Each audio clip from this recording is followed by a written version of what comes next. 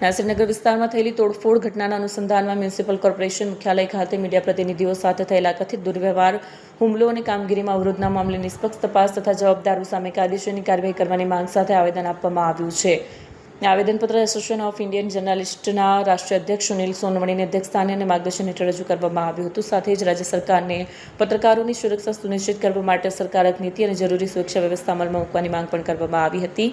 આ પ્રસંગે ગુજરાત પ્રદેશ પ્રમુખ હનીફ ચોથિયા, ગુજરાત મહિલા પ્રદેશ અધ્યક્ષ પ્રિયાબેન પટેલ, રાષ્ટ્રીય મહિલા ઉપાધ્યક્ષ વલ્લભાબેન, ગુજરાત પ્રદેશ મહિલા મહાસચિવ જેમિનીબેન પટેલ, નવીનભાઈ પટેલ અને પરેશભાઈ પ્રજાપતિ ઉપસ્થિત રહ્યા. Sabana Shaikh, Majid Pathan, KK news channel, Hiteshbhai Patel, Parhin Pathan, Rosiben Saina Shaikh ઉપસ્થિત રહ્યા. Sunil Sonawane, association of Indian જર્નલિસ્ટના રાષ્ટ્રીય અધ્યક્ષ. નાસિરનગરની અંદર જે પત્રકારો પર હુમલો થયેલો છે એ ખૂબ નિંદનીય ઘટના છે. એક મ્યુનિસિપાલિટીના કર્મચારીઓ દ્વારા પત્રકારો પર જાન લેવા હુમલા સુધીની કોશિશ કરવામાં આવી. એ પત્રકાર જગત માટે બહુ દુઃખભરી કહાની છે. અમે સરકારને એ રીતનું આવેદન આપવા આવ્યા છે કે પત્રકારો પર જે થતા હુમલાઓ છે એ ગુજરાતભરમાં નહીં પણ દેશભરમાં રોકાવા જોઈએ.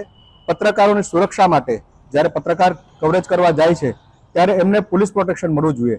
કારણ કે પત્રકાર ભારતની ચોથો સ્તંભ માનવામાં આવે છે. પત્રકાર જે વ્યક્તિ છે જે આખા દેશને અને દુનિયાને સચ્ચાઈનો આઈનો દેખાડે છે અને તે પણ નિસ્વાર્થ ભાવે. બધી જ સંસ્થાઓમાં એને વેતન આપવામાં આવતું હોય છે પણ પત્રકાર કોઈ પણ જાતનું વેતન લેતો નથી અને સમાજને જાગૃત કરવાનું કામ કરતો હોય છે.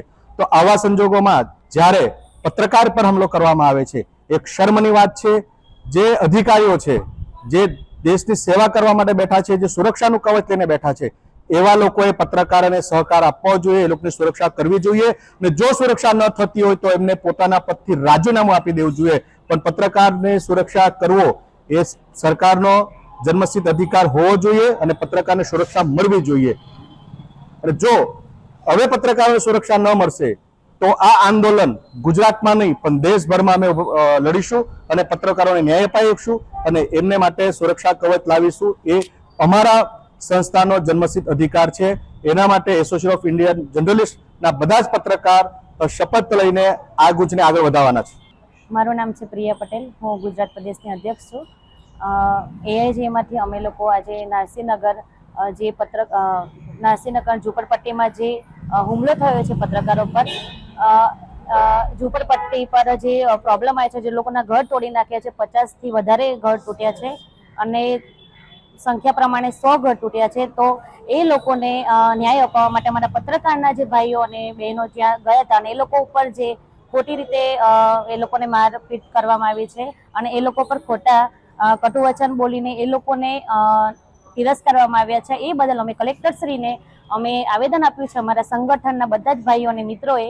અને જે અમે એક પત્રકારના હિત માટે જે કાર્ય કરી રહ્યા છીએ એ હિત માટે અમે એક જૂથ બનાવી રહ્યા છે કે પત્રકારને ન્યાય મળવો જોઈએ. પત્રકાર એ આપણા દેશ માટે, આપણા જે બી કાર્યકર્તા માટે જે બી જાણકારી લાવે છે એ સાચી અને એકદમ ક્લિયર હોય છે. અને એ પત્રકારો પર જે આક્ષેપ લગાવે છે, જે પત્રકારને ખોટી રીતે, નિંદકીય રીતે પત્રકારને જો એ લોકો ખરાબ ઠેરાવે છે તો એ લોકો માટે તો હું જરૂર કહીશ કે પત્રકારો માટે એક સાચી અને સુરક્ષિત એ લોકોને એ આપવી જોઈએ, સેવા આપવી જોઈએ અને ન્યાય આપવો જોઈએ. પત્રકાર માટે પણ એક સારી એવી યોજના કરવી જોઈએ કે પત્રકાર સેફ રહે અને વ્યવસ્થિત એ લોકોના ફેમિલી જોડે રહીને પણ એ ગર્વથી અને માનથી એનું સ્તર ઊંચું કરીને પણ રહી શકે છે.